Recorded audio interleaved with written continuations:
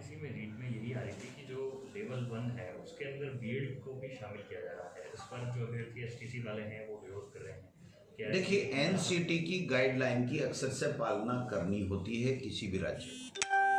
NCT की जो भी गाइडलाइन होगी इसके बारे में बीएड को करने की नहीं करने की, उस एनसीटी की गाइडलाइन का पालन किया जाएगा। सर, अंकों में रियायत दी गई है 5 से लेकर 20%, लेकिन टीएसपी के कई ऐसे क्षेत्र हैं जहां पर जो वर्ग हैं उसमें निर्धारण नहीं है। जैसे डूंगरपुर उदाहरण एक बात करते हैं, वहां ओबीसी को जनरल के बराबर रखा जाता है। तो ऐसे में क्या उनको रियायत मिलेगी? साथ ही एमबीसी में जनरल तो आ जाता है लेकिन वहाँ ओबीसी को रियायत नहीं है। देखिए, वहाँ के लिए गजट नोटिफिकेशन महामहिम राज्यपाल के द्वारा निकाला गया है, तो उन लोगों को किसको क्या रियायत मिलेगी उसमें हमारा विभाग कुछ भी नहीं कर सकता। उसमें जो महामहिम राज्यपाल से जो नोटिफिकेशन तत्कालीन सरकार के समय निकला हुआ है उसी के ऊपर हमको चलना पड़ेगा। और मोटा मोटी जो शिक्षक पात्रता परीक्षा होती है या सिलेक्शन होता है उसमें जो एनसीटी की गाइडलाइन है वो हमारे लिए मैंडेटरी है। तो एनसीटी की गाइडलाइन से हम इधर उधर नहीं जा सकते।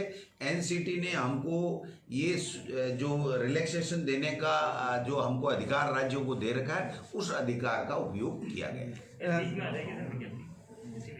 सर, एक 90-10 का भी एक बड़ी रियायत दी गई है। लंबे समय से बेरोजगार मांग कर रहे थे कि 90-10 किया जाए। रीट के जो अंतिम चयन है उसको लेकर भी एक बड़ी राहत दी गई है विभाग में। देखिए, हमारी सरकार सबको साथ लेके चलती है और जो हमारे शिक्षित युवा बेरोजगार हैं जिन्होंने बहुत मेहनत करके आशा और विश्वास के साथ में हमारी सरकार को सपोर्ट किया था, हमारी सरकार ये चाहती है कि उन युवाओं की भावनाओं के अनुरूप जो नियमों में संभव हो सकता है वो हम उनको रियायत दें। और इसी का प्रत्यक्ष उदाहरण आपको देखने को मिलेगा कि 6 महीने बाद में 3rd ग्रेड की L1 या L2 की जो वेटिंग लिस्ट है वो ऑपरेट नहीं हो सकती, लेकिन माननीय मुख्यमंत्री जी ने आगे बढ़ करके ये कहा कि हमारे बेरोजगारों के सपनों को पंख लगे, उनको निराशा नहीं हो, इसलिए नियमों में स्थिरता देते हुए भी 3rd ग्रेड की L1 और L2 की जो वेटिंग लिस्ट है वो जारी करने का सरकार ने निर्णय लिया है।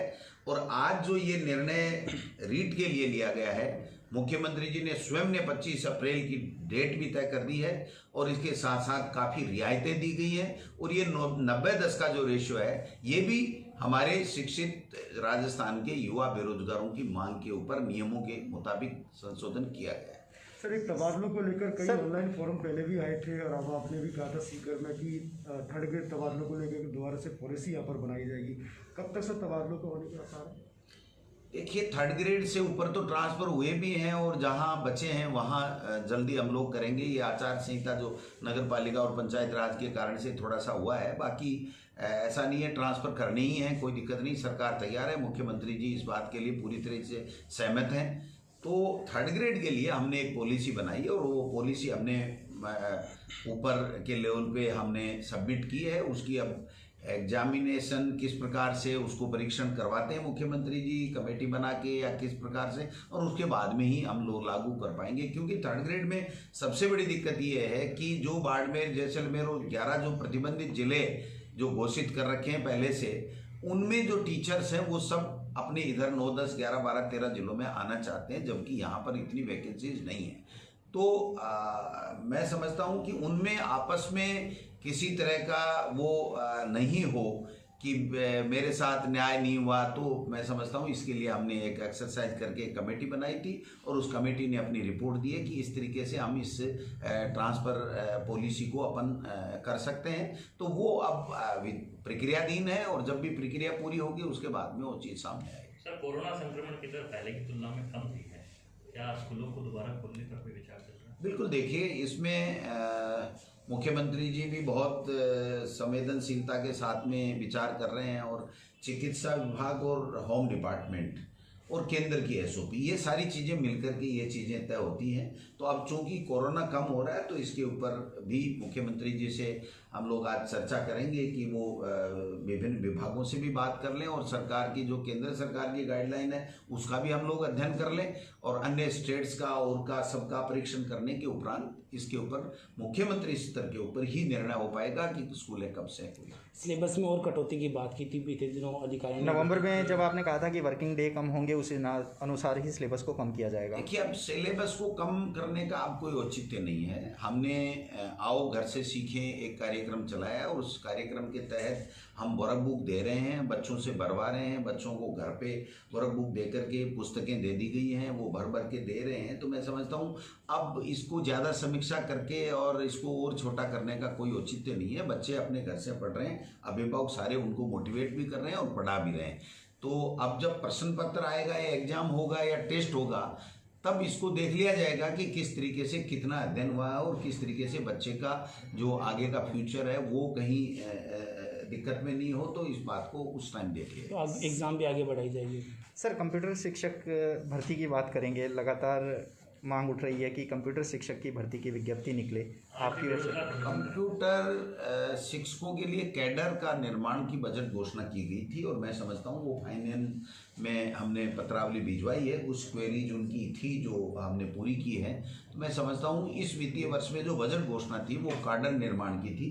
तो इस वर्ष में हम लोग कार्डर निर्माण पूरी तरीके से कर देंगे और उसके बाद में जहाँ जहाँ आवश्यकता होगी वो भर्ती के लिए चूँकि मुख्यमंत्री जी इसमें निर्णय लेंगे, अंतिम निर्णय, तो मैं समझता हूँ कार्डर के निर्माण की बजट घोषणा को हम इसी वित्तीय वर्ष में पूरा कर देंगे। नए पदों पर भी सर कई भर्तियां जो है पाइपलाइन में है, आपको लेकर।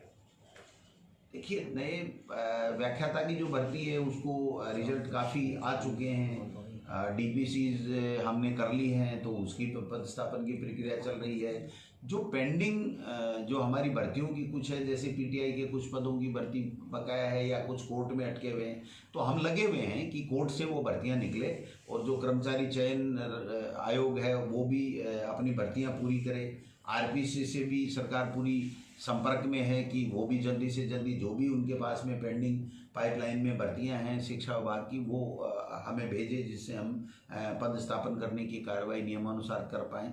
तो मैं समझता हूँ हमारी सरकार कोरोना काल में लोगों को संक्रमण होने से बचाने के साथ साथ शिक्षित बेरोजगारों को ज़्यादा से ज़्यादा कैसे नौकरियां दें और उनके भविष्य को कैसे बेहतर बनाया जा सके, क्वालिटी एजुकेशन बच्चों को कैसी दी जा सके, इन सब में पूरी तरीके से प्रयास रहता है। और उसी का परिणाम है, आपने देखा होगा कि नगर निकाय चुनाव में 24% पे भारतीय जनता पार्टी निपट के रह गई और मुख्यमंत्री बनने के हसीन सपने, मुंगेर लाल के हसीन सपने उनके कभी पूरे नहीं हो पाएंगे क्योंकि उन्होंने प्रतिपक्ष की भूमिका ढंग से निभाई नहीं है। और हमने अच्छे तरीके से कोरोना काल होते हुए भी बेहतर तरीके से प्रबंधन किया हमारी सरकार। सर, आपकी सरकार से पहले की भी कुछ भर्तियां अटकी, 2013 की अटकी, 98 अटकी, ऐसे बहुत सारे मसले अटके हुए, क्या उनको भी आप देखिए, कोर्ट में जो भी भर्ती अटकी है उसकी हम लोग पूरा तरीके से कोशिश कर रहे हैं कि कोर्ट से वो बाहर निकल के आएँ, लेकिन उसमें सरकार का ज़्यादा जोर चलता नहीं है क्योंकि वो कोर्ट है। तो मैं आपने देखा होगा आरएएस की भर्ती इंटरव्यू जारी कर दिया था उसकी कैलेंडर और उसके बाद में कोर्ट में वो वापस अटक गई। तो कोर्ट की भर्ती के बारे में हमारा तरफ से कुछ नहीं कहा जा सकता, लेकिन सरकार का यह प्रयास रहता है कि कोई भी भर्ती अगर कोर्ट में है तो वो निकले और वो धरातल पे उसकी क्रियान्वित हो। सर, 98 वाले जो शिक्षक हैं वो लगातार प्रदर्शन कर रहे हैं। 98 का कोई प्रकरण अब सरकार के यहाँ विचाराधीन नहीं है। उसका भारतीय जनता पार्टी की पिछली सरकार है, वहाँ पर मंत्रिमंडलीय समिति और सीएस और सब ने उसका निपटारा कर दिया था। तो मैं समझता हूँ हमारे पास में इस तरीके का कोई आज की तारीख में प्रकरण नहीं।